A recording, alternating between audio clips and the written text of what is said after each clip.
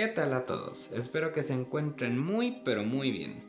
El tema que quise traer el día de hoy es uno que me llamó mucho la atención cuando empecé a estudiar ornitología básica. Normalmente cuando hablamos del aparato respiratorio, viene a nosotros el esquema tradicional de la respiración humana, ese que nos enseñan a todos en educación básica cuando estudiamos biología, y que es, de hecho, el esquema general para la respiración en los mamíferos.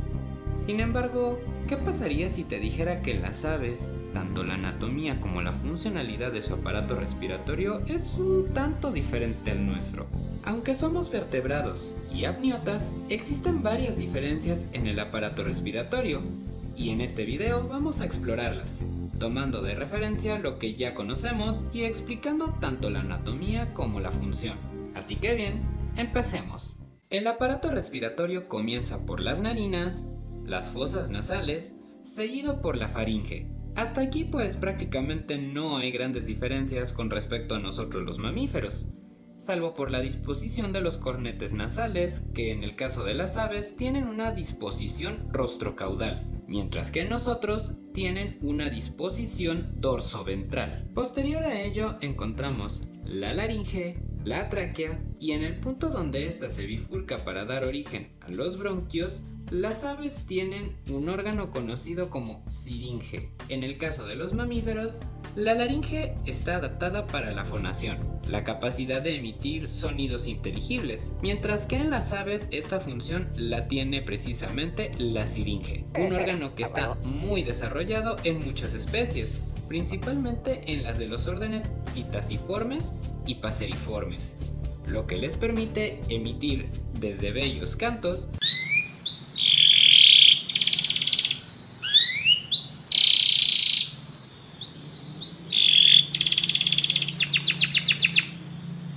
hasta imitar sonidos o incluso voces. Gonna give him a kiss.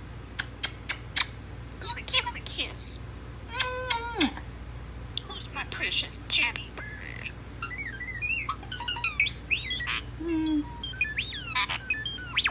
La tráquea de las aves posee anillos traqueales osificados, a diferencia de los de nosotros los mamíferos, que son cartilaginosos. Los bronquios son la conexión entre la tráquea y los pulmones. Una vez dentro de estos, se empiezan a dividir en conductos más pequeños, que son los bronquiolos, los cuales irán volviéndose cada vez más y más pequeños hasta llegar a la unidad funcional de los pulmones. Y es aquí, en este punto, donde ya vamos a empezar a ver las grandes diferencias entre el aparato respiratorio aviar y el mamiferiano. En los mamíferos, los bronquiolos eventualmente llegan a unos sacos pequeños, elásticos, hechos de tejido epitelial simple y muy vascularizados, llamados alveolos, donde se lleva a cabo el intercambio gaseoso. Un ciclo respiratorio completo se compone de una inhalación, donde ingresa el oxígeno, y una exhalación, donde se elimina el CO2, es decir, el dióxido de carbono, y también vapor de agua, en un tipo de flujo que se conoce como flujo tidal o flujo bidireccional, ya que el aire ingresa y posteriormente sale en reversa por el mismo conducto por el que entró. Esto es posible por la presencia de un músculo que separa la cavidad torácica de la cavidad abdominal, llamado diafragma. Este, al contraerse, permite inhalar y al relajarse, permite exhalar. Adicionalmente, existe una membrana serosa que cubre las paredes de la cavidad torácica y la superficie de los pulmones, llamado pleura. En las aves, la cosa cambia bastante, pues su aparato respiratorio está diseñado y adaptado para aumentar con creces la eficiencia respiratoria, especialmente porque el vuelo en muchas de las especies exige bastante energía, más cuando se recorren distancias enormes durante los movimientos migratorios o al estar en grandes alturas.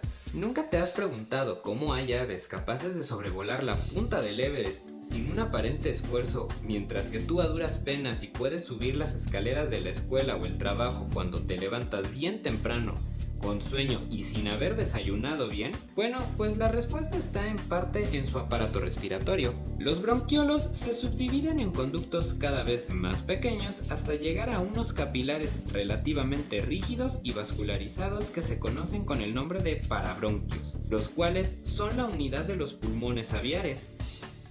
Estos forman redes complejas donde el aire circula y en donde se realiza el intercambio gaseoso de oxígeno por CO2 y vapor de agua. Por este motivo se dice que los pulmones de las aves son rígidos y de volumen constante, ya que a diferencia de los nuestros no son distensibles. Adicionalmente, los pulmones de las aves no son lobulados como los nuestros, y estos surcos que puedes ver en el esquema son en realidad espacios donde se insertan las costillas del ave. Las aves tampoco tienen pleura. Otra característica propia de la anatomía aviar es que todos sus órganos están ubicados dentro de una sola gran cavidad, que se conoce con el nombre de celoma o cavidad celómica, es decir que las aves carecen de diafragma. Pero entonces, ¿quién hace el trabajo de inhalar y exhalar el aire? Pues en este caso son los músculos rectos abdominales, los cuales se encuentran cerca de la cloaca del ave, y los músculos costales. De hecho, un signo fácilmente reconocible de una ave enferma es un movimiento rítmico que se observa entre las remiges de su cola y su respiración. Este signo denota que el ave está precisamente forzando los músculos para tratar de respirar adecuadamente. Y finalmente, el que quizás sea el mejor añadido al aparato respiratorio de las aves son los sacos aéreos. Estas son prácticamente proyecciones de los pulmones hechas de tejido conectivo, colágeno, fibras elásticas y músculo liso, que tienen como propósito principal la de almacenar el aire, mas no de hacer el intercambio gaseoso, así como también de neumatizar el cuerpo del ave, es decir, hacerlo más liviano para el vuelo. La cantidad de sacos aéreos puede variar entre especies, pero de manera general existen 8 sacos aéreos: el saco aéreo cervical, el saco aéreo clavicular, un par de sacos aéreos torácicos craneales o anteriores, un par de sacos aéreos torácicos caudales o posteriores y un par de sacos aéreos abdominales. Como los pulmones de las aves no son distensibles, estos sacos aéreos son los que reciben el aire y permiten su adecuado flujo por todo el aparato. Y bueno, ya vimos todo el embrollo que son los pulmones de las aves, pero ahora, ¿cómo funcionan? ¿Cómo eso los vuelve más eficientes comparados con los nuestros? La clave está en que el ciclo respiratorio de un ave consta de 2 inhalaciones y 2 exhalaciones, en un flujo de aire que es unidireccional o también llamado flujo no tidal. Durante la primera inhalación, el aire con oxígeno ingresa directamente a los sacos aéreos torácicos caudales y abdominales. Aquí aún no se hace un adecuado intercambio gaseoso.